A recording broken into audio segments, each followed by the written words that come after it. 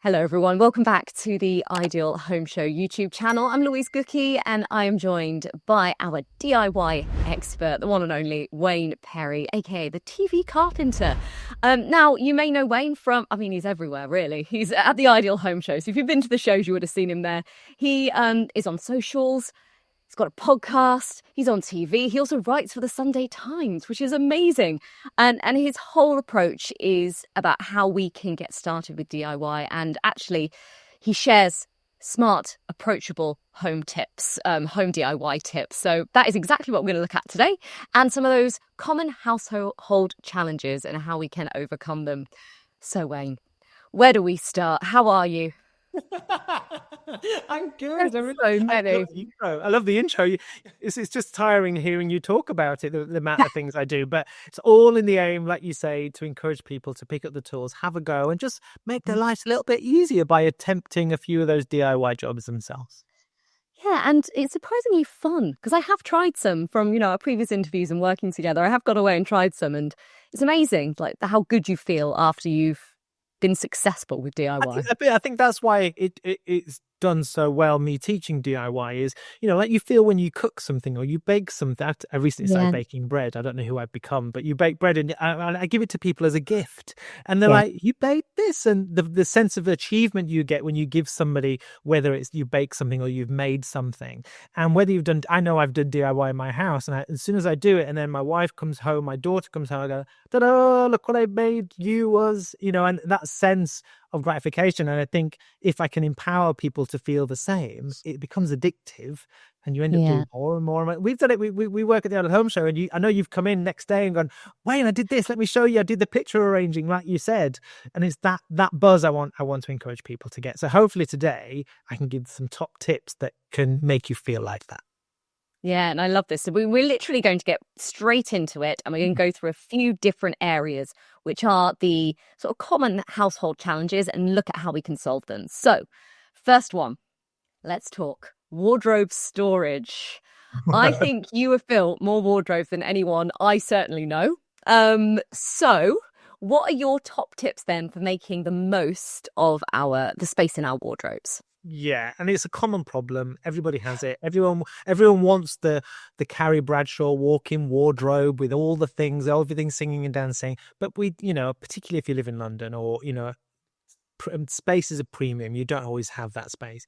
So working with what you've got, some of the big top tips that I would recommend is adding an extra rail. So if you take a standard wardrobe, you open it up, you've normally got a shelf at about the 2-meter height. And then above that, you tend to put your jumpers or your suitcases or things. So that area at the top is an area you probably won't do much with.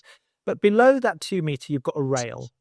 And then you've got all your clothes. Now, have a little think about, are you the kind of person who wears lots and lots of ball gowns, long dresses? Do you need full height hanging?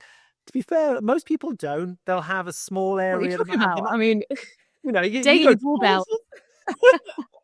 You go to balls all the time. You're cocktail dresses. But to be fair, most people have about the whole wardrobe. They'll probably have about that much of long clothes.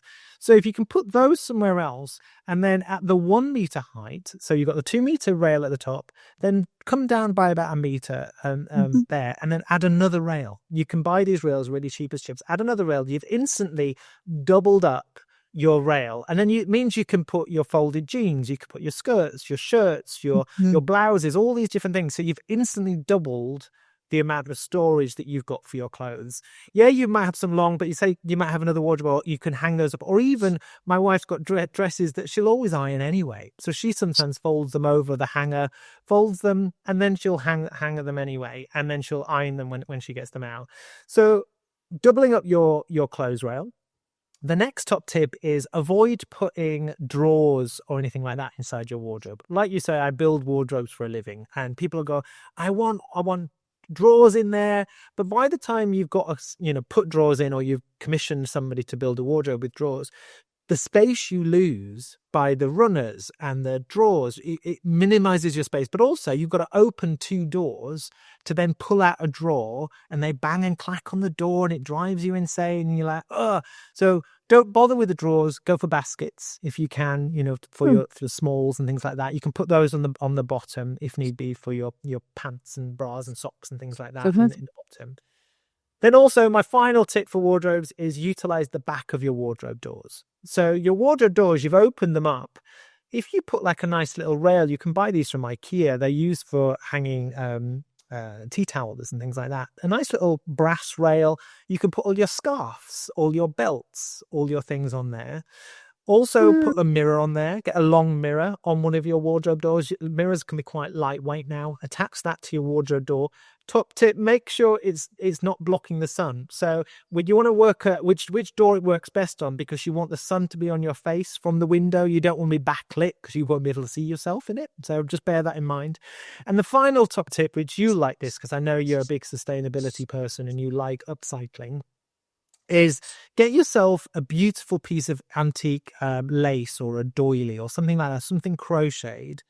Maybe stretch it onto a frame and attach that to the back of your door. And then you can hang all your necklaces and all your earrings and all your brooches. Who wears brooches? I don't know. But all the little bits that can hook on will be perfect. So utilizing the back of these doors, you've got a mirror, you've got a rail for scarves, and you've got somewhere to put your jewelry as well. So instantly we've packed that wardrobe that you already have, just by adding an extra rail, adding a few little details on the side, on the doors, has given you a bit more space. And you're probably not going to like this, but cull some of the stuff that you don't need. No, I actually agree with that. Yes. I do totally. I think I think we only wear sort of 20% of our wardrobe, like 80% of the time. So there's a lot in there that we're either wear on such a few occasions or not at all. So yeah, get rid of the old. Go donate it somewhere. Yeah, brilliant. Great tips. Okay, so we've covered wardrobes. Next up then, another common problem that we face. It's that, the curtain and like the track that goes. So loose curtains, they are such a common problem. So how can we reattach them, reinforce them quickly, so we don't have to shut the whole thing down, without getting anyone else in to do it for us? This is a common problem. We've all got issues with curtains because they're the things that we use quite a lot. We move quite a lot and they can come loose. So this is just a simple quick hack that I'm going to share with you that can be used not just for your curtain tracks, but it could be used for your curtain tie backs. It could be used for your toilet roll hole. How many times have we been in a bathroom and we see the toilet roll holder on the floor because it's fallen out of the wall? So have a little look and you'll have a wall plug that goes into the hole that you've drilled, that will have been drilled if you haven't drilled it yourself. And then you put the curtain track in there and you'll tighten it up. If that hole's become too big, what you need to do is get yourself either another wall plug, which you can put in, which are a little bit bigger to fill in the hole, or use an existing wall plug, but then get some cocktail sticks and push those all the way around the outside edge of the plug. So you've got the plug in the middle, you've got the cocktail sticks, and it's making that hole really tight and compact. So you're filling that hole with wood, with cocktail sticks. So the next time when you come to tighten up and screw in your curtain track, it has something to bind to and hold into place. So it's a clever way of just fixing anything that falls out. And this is good if you're learning to drill with a drill and the hole has been a little bit too big. People go, oh, it kind of went off a little bit, got up too big. This how you get out of tricky situations. That is the key. Is just pack it all with cocktail sticks, give something to bind to, and it works like a dream. So that means you can fix those curtain tracks. Fantastic! I've never heard that tip before ever, and I think that's noted. Okay, let's move on then. We'll stay in the same area. How about the windows? I mean, obviously, we can get those. I guess it's every time you see it, you go, no, I've got to replace my window. Those sort of misty, double-glazed windows, seal failure. Yes. How can we replace maybe just a pane of glass without swapping out the whole window, or perhaps redoing the sealant if that's the issue, without replacing the whole thing, which costs a fortune and is a pain? It does, and you've moved into a new house, so you don't know how old your double glazing units are. Sometimes you get these double glazed units. Ours is a 1930s house. It has had new double glazing. Well, I say new, about 15 years ago. But it could have beading on. It could be frosted. It could, people have lead in them and things like lead detail, and you want to open them up. So a lot of people don't realize you don't need to replace the whole of your window to change the windows, as in you don't need to change the frames, UPVC frames. So we're talking about plastic UPVC windows here. And like you say, a lot of the times, sometimes even if you like I say, you don't like the decorative side of it, but it could just fail, meaning it goes misty. And why it's gone misty, your windows, is you've got 2 panes of glass, then you've got a gap all the way around, and it's sealed together with silicone. And over time, that silicone can break down. It could have water next to it, and it just means air and water and moisture gets in between those 2 panes of glass. So the vacuum seal of those windows has failed. So you say that they've failed. Now you can change just the glass bit, so just the glass pane. And if you look at the inside of your window, you'll see there's beading that runs all the way around your window. And I recommend only doing this with small windows. If it's a really big window, you need specialist like handheld tools, and they might be too big. So I wouldn't recommend that. But if you've got a small downstairs loo, or you've got a side panel window that's not too big, this is really easy to change. So these beading strips that run all the way around, and you'll notice the beading strips overlap each other in a certain direction. So you need to find the beading strip that's overlapped the last. So it tends to be the side ones. And you can just clip those out. So you can get a scraper, a hard scraper, or a chisel. And just there's a seam between the beading and the window frame. You put that chisel in there, just hammer it slightly, and so it's nowhere near the glass, it's on the plastic. And you just twist the chisel, and this beading will just pop away. So you can pull that beading away, you can pull the next beading away, and then do the same for the bottom, and then you're left with the top one. Take the top one out, and then the whole window you can lift it up and take it out. So you can measure that. It sounds scary, but it's one of those jobs that you kind of go, well, I could get a professional in who, to do this, and it cost me hundreds of pounds, or I could do it myself. It's a 10-15 minute physical job. And then it can cost me 60 quid to measure the glass and get that changed. When you've opened it, you can look at that. You can measure that window, take those measurements to your glazers, local glazers, give them the measurements, but also make a note of the color of the spacer that's in between the two glass, because that is important as well. And then just replace it. And when you've got replacement, stick it back in, and then just put the beading back in the order that you took them out. And people are nervous about clicking the beading in because you see them hammering them in. You can actually just slide the hammer against the glass. So put some window spray on your glass, slide the hammer against the glass. So you're not actually moving away from the glass, you're sliding it on the glass, and the window spray will stop it from scratching. And that'll just hammer the beading into place, and you've replaced your window. Obviously, it sounds quite full on and a little bit scary, but actually it's one of those jobs that once you take out that first window to measure, you then have to put it back in while you're waiting for the new glass to be made. You're practicing putting it back in on the old glass anyway. So you can get practiced at doing it to make sure when your new one comes a couple of days later and you do the process again, that it's not going to get damaged. This is one of those DIY jobs, like I say, that frightens people. I could see your face going, oh, but it is one of those jobs that once you've done once, you're like, oh, I can change all my absolutely. I can also see that. It's like when you describe it, you're like, oh, actually, it just is simpler than you think it is. If you think of it, there's a few techniques, but if you think of it, it's just like changing a picture out of a picture frame. How many times do we do that? It's fine. Do you know what I mean? It can take you round about the same time to change a picture out of a picture frame than it does to change the glass. The only time you've got to wait is to get wait for the new one to be made. Yeah. But it's a job that, for example, your beautiful new house, if you looked at your windows and went, actually, I don't like that one's a frosted, or I want to make the bathroom one right there. That one there, or it's got lead detailing that makes it look dated. Actually, if I just change the window for 60 quid rather than the whole window frame for £1,000, I'll do that, Brilliant. All right, let's move on from the windows then, and we'll go to the bathroom. We'll just do a couple more before I let you go. And actually, this is something that I struggle with a lot because I have far too many products. Bathrooms, storage in the bathrooms, because so many times, and actually in the place that I've just moved into, there is a teeny tiny little drawer under the sink, and that is it in the bathroom. So what practical ideas have you got that can add functional solutions, but also stylish solutions to a bathroom? We all should have function and style. It shouldn't be an Agreed. excess Yeah. of one or the other. And bathroom storage, I live with my wife and 16-year-old daughter. They have products. They understand. I understand their plight. So it was my job as Mr. DIY to make sure that they had as much storage as possible. So you said you've got a little drawer, which is brilliant because some people don't even have that. You know, if you've got a pedestal, it's called a pedestal sink, where it's just a sink on a pedestal, then you've got no storage. So if you're redoing your bathroom, always try and opt for one that has a cupboard or a drawer. Utilize that space underneath your sink.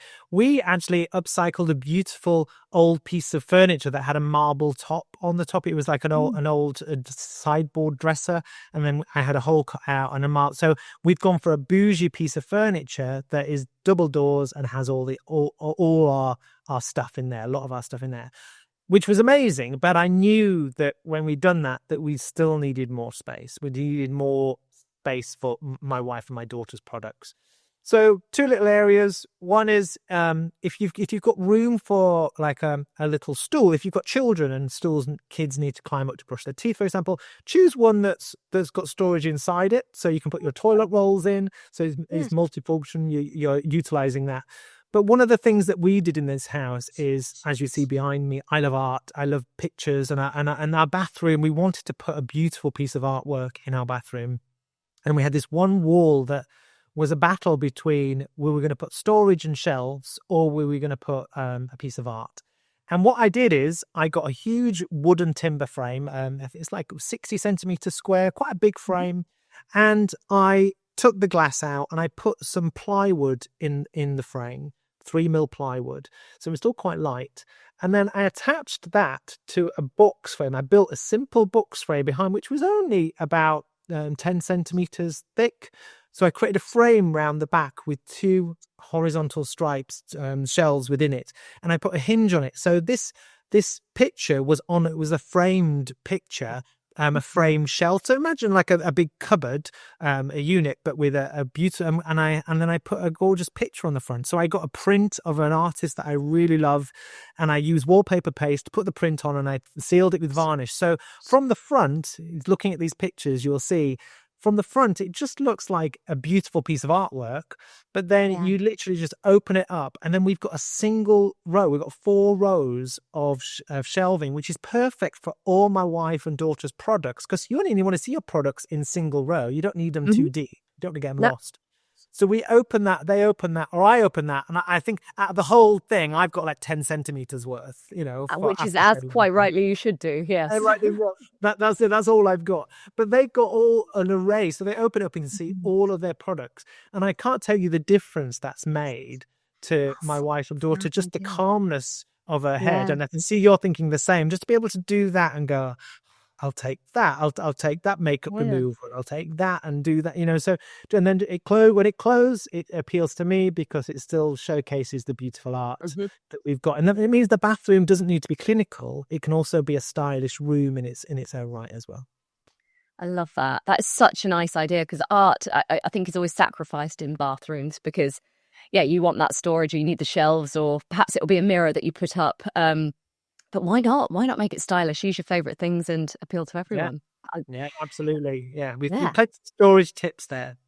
Yes, brilliant. Well, thank you so much for that. Just before I let you go, I just want to talk about sort of our attitudes towards DIY and sort of being across all of these different household jobs. If you could just give a piece of advice to people to anyone really, who's wanting to have a go, but maybe feeling a little bit nervous, what advice would you give them just to get going, to how they can tackle these and fix them themselves? So I would say, firstly, ask the question, what's stopping you? Is it fear? And also, any job that you're doing, I always like to work my way backwards. So what's the worst that can happen? Okay, what's the worst that could happen if I put that shelf up. Okay, everyone would probably say, oh, I might electrocute myself because I'll drill into something. Okay, the chances of you being electrocuted and dying from drilling something is 0.01% because your fuse board will turn off any electricals that you drill into. So, okay, so we've got rid of that. Okay, so I'm not going to die. Okay, so the next step down, what's the worst can happen? Oh my God, I'm going to have to pay for a professional to come in and fix that hole because I've damaged something. Okay, but you were going to pay a professional to come in and put it up to start with. So why don't I try it first and save myself the money to start with? And if I achieve it, then I've saved money, but also the sense of achievement and the gloating right that you have within your family and friends far outweighs the cost of paying for somebody else to come and get it done. Yeah. Yes. Okay, fine. Brilliant. I think that's such a good attitude to have with it. And yes, the gloating rights you can have around the Christmas dinner table. What did you achieve this year? What have you been up to? This. I built this wall. I drilled that hole. Amazing. Wayne, thank you as always for coming on and giving just the best advice when it comes to getting started and giving these things a go. So just before I let you go, remind us once again how we find you. Yes, you find me, go to my website, which is thetvcarpenter.com. On there it has links to all my socials, which is mainly Instagram and Facebook. There's Facebook groups on there called the DIY Doers Facebook group. So if you've got any DIY questions, hop on there, jump in, get involved. And if not me, the 4,000 other people who are in there can answer any of those questions for you. And also have a little, you can listen to my podcast on there. And I also write for the Sunday Times as their DIY expert. So if you're sitting having a coffee on a Sunday, looking at the home section, have a little look in there and see what the weekly task is in there, which I've answered for you. Yeah, and then have a go. Yeah. Have a go at the weekly task. Amazing, Wayne. Thank you so much. And as always, thank you for joining us and thank you for watching. Do let us know if you have a go at any of these down in the comments, and make sure you like this video, subscribe, and you can go and check out our other DIY videos with Wayne right here on the Ideal Home Show YouTube channel, and we will see you all very soon. Thank you.